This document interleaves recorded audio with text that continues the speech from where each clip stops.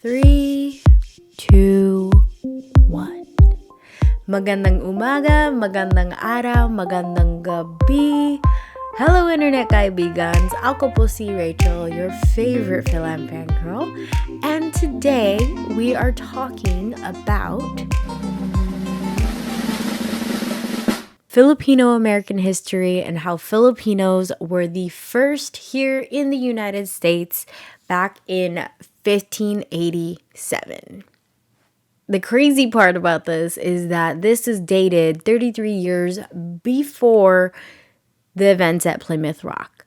Before we get into that, let's go even further back and talk about our heritage, and you can learn with me because I just learned this recently. We went to Google and this was the best that I could find, that it actually is a difficult task to identify the very specific people who landed in the Philippines. Oh, that's Shadow. Hi. Hello. Oh my gosh, come here, baby. Come here. That's cute. He just came in. Hopefully you can't hear me scratching him, but we're gonna do this while we talk. Like I said, Miss Google said that it is a difficult task to identify the very specific types of people who ended up in the Philippines, what is now the Philippines. But if you were to actually have to name a tribe or the people that landed in the Philippines back then, it was the Negritos and the Austronesians. Why are you just facing your head backwards? Are you okay? Shadow is now part of this podcast. I honestly don't know much about the Negritos and the Austronesians and what that history looks like. So if you have any resources or have anything to teach me about that, please comment in the comments down below. Now we can get back to the United States. First people in the Philippines, they were there, many years go by, and then it was all connected by the fact that what is now the Philippines was conquered during the Spanish rephrase. Spain conquered what is now the Philippines, hence King Philip, the Philippines, and then the Philippines was called, quote unquote, New Spain. It was part of New Spain and all of the territories that they would take over. And because it was all part of that conquering, okay, but I can't concentrate, Shadow. I cannot concentrate, Shadow. Okay, is he going? Bye. Sit. Can you just wait for Mom? Okay. I could not concentrate. Okay, going back to it. There was a New Spain, and then it was also known as the Spanish East Indies, and Philippines was part of that. With all of that, Spain was like, you know what? We're going to forcibly take these people from what is now the Philippines and take them on our little journeys around the world to try to go conquer other parts of the world. So of that, they had Filipino people who were probably at the time Negritos and Austronesians, took them to their migration around North America, and eventually the first accounts of what was landed is in now Morro Bay, which is so insane to me. So I did actually go to Morro Bay and never knew until years back, until I started getting into the Filipino culture and learning about it, that Morro Bay was that significant. Aside from the fact that they have that ginormous rock back in 1587 that they sent pretty much on boat, because if you go there, let me try to explain this. When you go there, it's like a big rock, and you can imagine these ginormous ships would get as close as possible as and when I say as close as possible, it's probably still miles out because Morro Bay is very surface level. I would assume that it was still surface level back then. They put the Filipino people on a little boat and was like, we're going to go test that out and have you go see the native people because we don't want to get into a fight with them. or get into trouble with them. So they were the testers. They put them on a little boat. The little boat gets to shore, and then the Filipino people pretty much are the first to get to shore, which is what is now Morro Bay, California, the United States, North Americas, the Americas.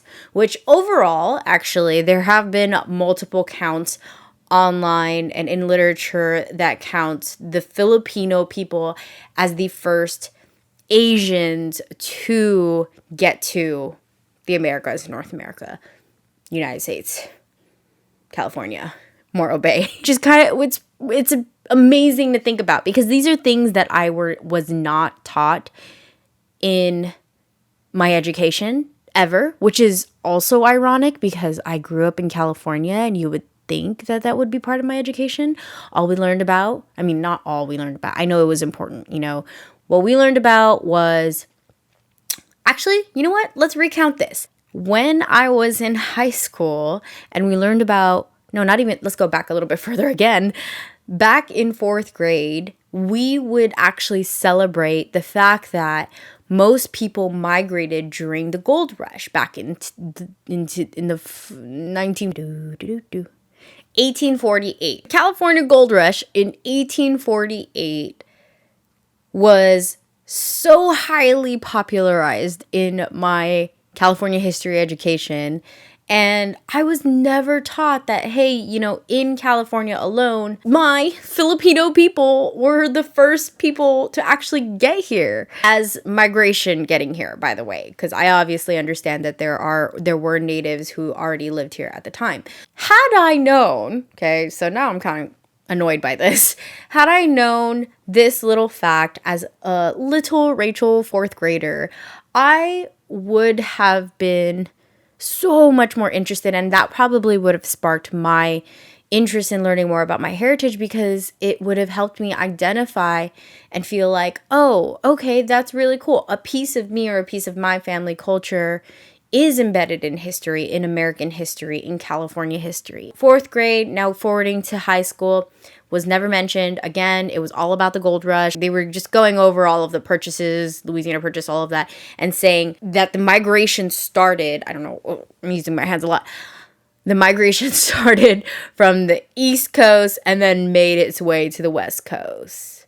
Not highlighting at all that the Spanish were already here. Everyone could talk about history and the fact that, of course, they're going to go through a very specific lens, but that is why we have this podcast. It is meant to tie in all of these historical facts that we're learning after the fact, and then just give my 2 cents about how I feel about learning about it later in life, which I wish I learned earlier in life. Now let's get back to the historic piece of it. If you were to Google Filipino people in Morro Bay, it immediately shows you the landing of the first Filipinos. Like, that's the actual name of the historical landmark in Morro Bay. Like I said, that plaque, that's super cool. And you can actually visit it now, which I will definitely take my child and my family on a road trip on the Pacific Coast Highway and stop in Morro Bay to be able to teach them this kind of history.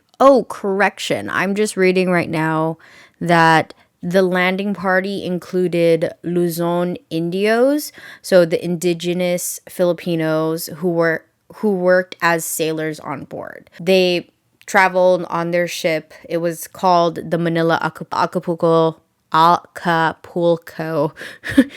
Galleon trade era, and then they were on the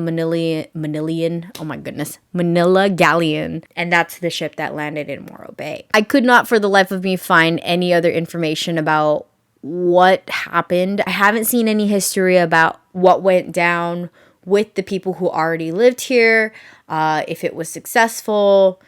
Maybe it wasn't, because maybe the Spanish just ended up saying, like, this is not a place we want to be, and then took our Filipinos and then left. There's no story there. But how cool would that be? How cool of a movie would that be? Or even a documentary would that be? To really explore what actually went down there.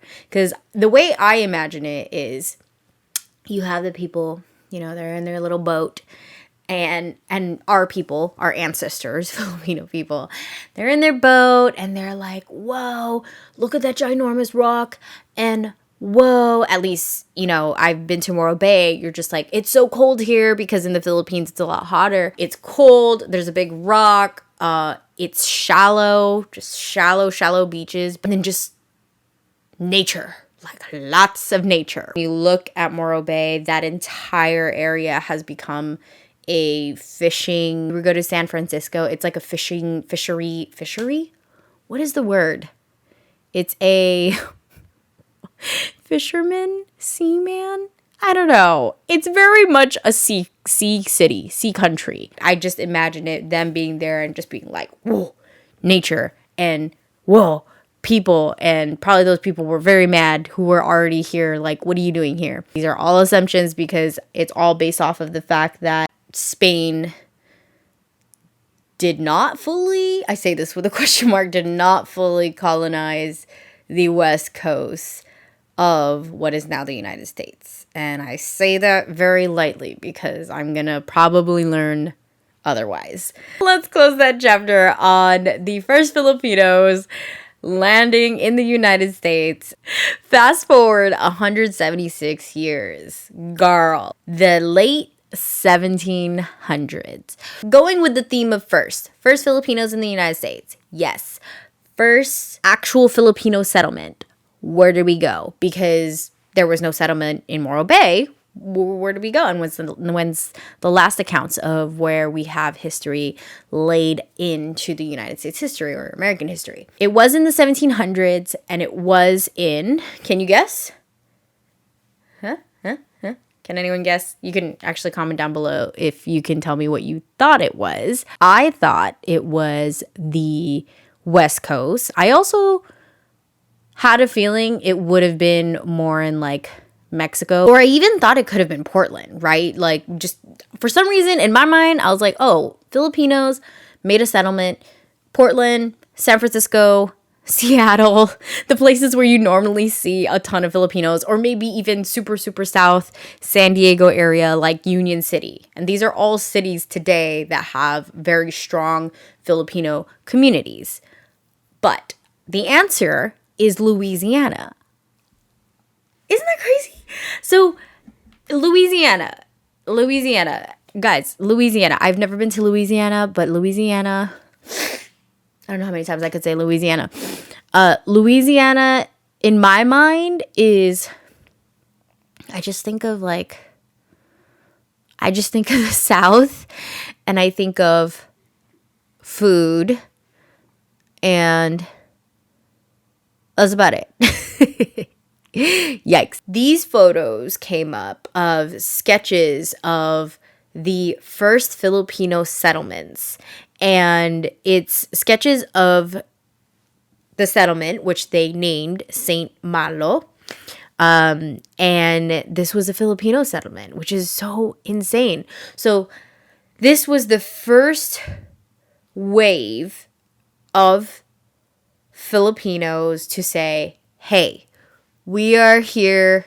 I like it here in the United States, and I'm going to stay. And from what I understand, they also traveled here as enslaved people with other people of color. I'm guessing at that time, whether it be the Spanish or the British or whoever was trying to conquer the world at the time, they pretty much went and said, we're going to pick you up from the Philippines, and we're going to pick you up from Africa, and we're going to pick you up from here, and then we're going to go to the United States and drop you off over there. I'm not sure how they were able to create their own settlement, but they did. They did it. The people who immigrated as slaves built small fishing villages. That's what I was going to call it. Fishing villages back in Morro Bay.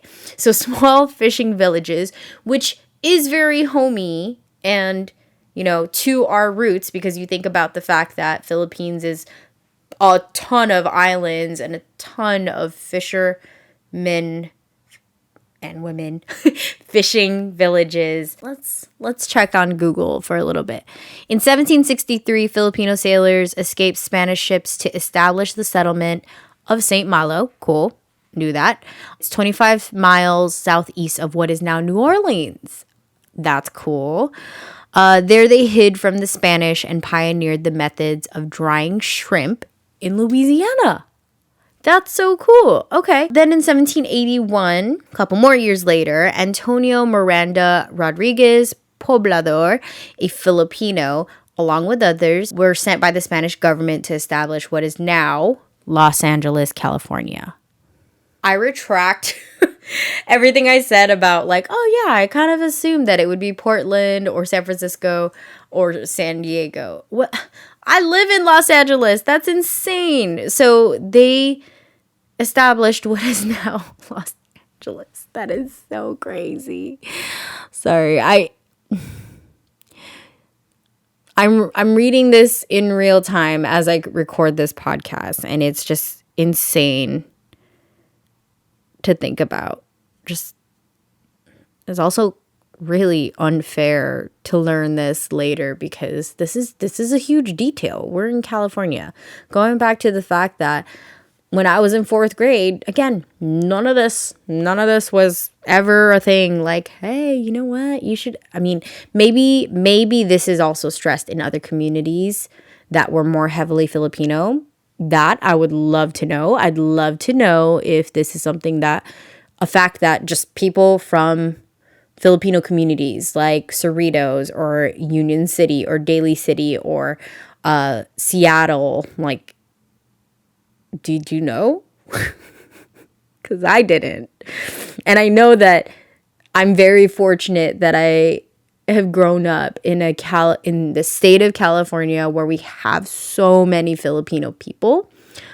Very, very fortunate about that because I'm surrounded by people who are interested in their culture, but I'm also, it's 50-50. I'm also surrounded by people who are almost embarrassed of their Filipino culture, which if you haven't seen that video yet, I used to hate being Filipino and all the reasons why. You can go ahead and watch that in that other video when I was younger.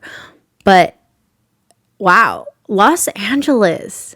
I'm getting really into the weeds of after 400 or so years of Spanish colonial rule, owning, quote unquote, the Philippines. Can you really own the Philippines? I guess yes, because back then people were crazy about taking over countries. So, I mean, it's still that way now. After the Spanish ruled over the Philippines for 400 plus years, the Treaty of Paris is what ended that Spanish-American War, and Spain relinquished its colonies such as the Philippines, Cuba, and Puerto Rico, and the U.S. bought the Philippines for $20 million, which is crazy to think about because if you were to look at what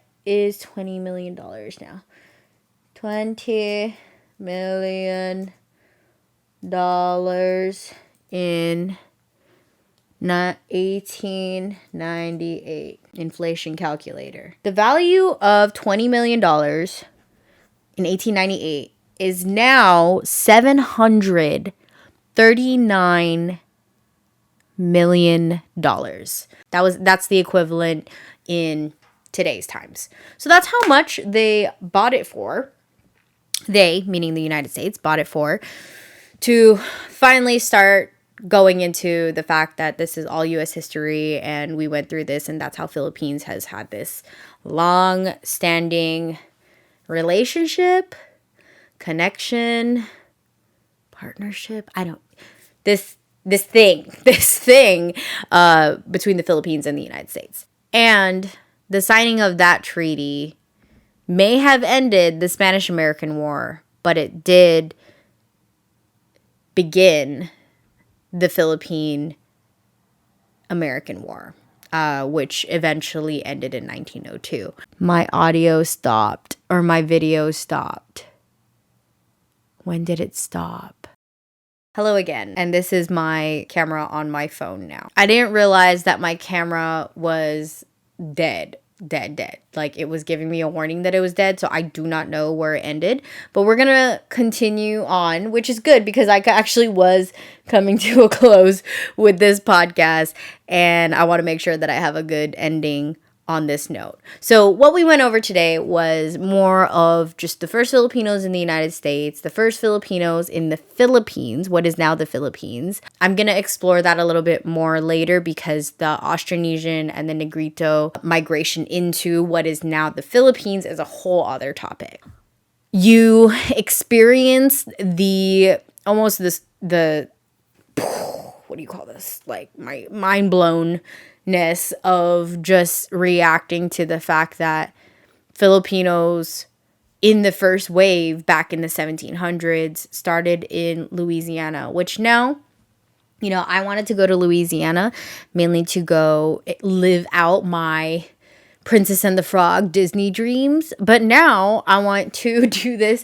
I want to go just to learn more about the Filipino settlement called Saint Malo. Aside from that, there's also in 1781, the one that we learned about a Filipino who was sent by the Spanish government to establish what is now Los Angeles. This is well before the gold rush in the 1800s. Filipinos were already here. So can you imagine settling there and then creating a city, and then suddenly more people from the East Coast come, and then it just becomes like you just get lost. You get lost in the history of existing in history. That makes me so sad. It makes me sad, but it also is so nice to just even scratch the surface of this kind of history. So that's why we're doing this. And again, if you know about any of the things that I've mentioned in this podcast, this is a community, and this is where I would love to learn. I would love to see if there's any other books or other documentaries, whatever that may be, whatever media it may be that you possibly know about with this whole topic. Comment down below. I hope you join tomorrow as we take a break from talking about Filipino-American history and I hope you join tomorrow as we talk about whether or not I'm going to be a quote-unquote typical Filipino mom. Let's define that. Let's talk about it. But you won't know till you join tomorrow. Thank you so much for watching. Maraming salamat. I will see you tomorrow. And we're going to just keep doing this, even if my battery dies. No matter what, we're going to figure it out because we Filipino people will figure it out. I will see you later. What is it? I keep forgetting my ending. Paalam!